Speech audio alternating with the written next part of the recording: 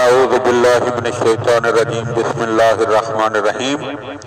مولا کائنات حضرت امیر المومنین علی ابن ابی طالب علیہ السلام کے مجموعہ کلام نہج البلاغہ کے پہلے باب کا خطبہ نمبر 204۔ وَقَدْ سَمِعَ قَوْمٌ مِّنْ أَصْحَابِهِ يَسُبُّونَ أَهْلَ الشَّامِ أَيَّامَ حَرْبِهِمْ بِصِفِّینَ۔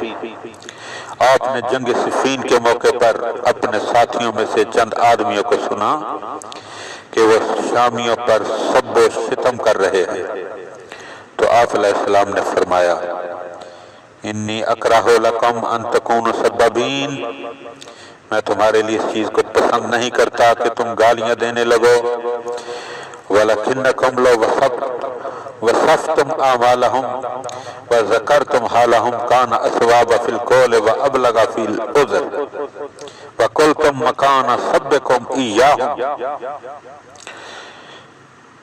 اگر تم ان کے کرتوت کھولو اور ان کے صحیح حالات پیش کرو تو ایک ٹھکانے کی بات اور عذر تمام کرنے کا صحیح طریقہ کار ہوگا۔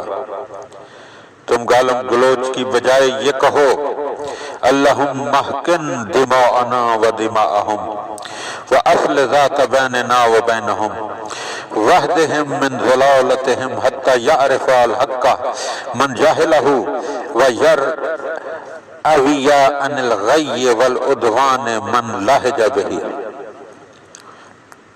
کہ خدایا ہمارا بھی خون محفوظ رکھ اور ان کا بھی، اور ہمارے اور ان کے درمیان اصلاح کی صورت پر پیدا کر، اور انہیں گمراہی سے ہدایت کی طرف لا تاکہ حق سے بے خبر حق کو پہچان لے، اور گمراہی اور سرکشی کے شیدائی اس سے اپنا رخ موڑ لے۔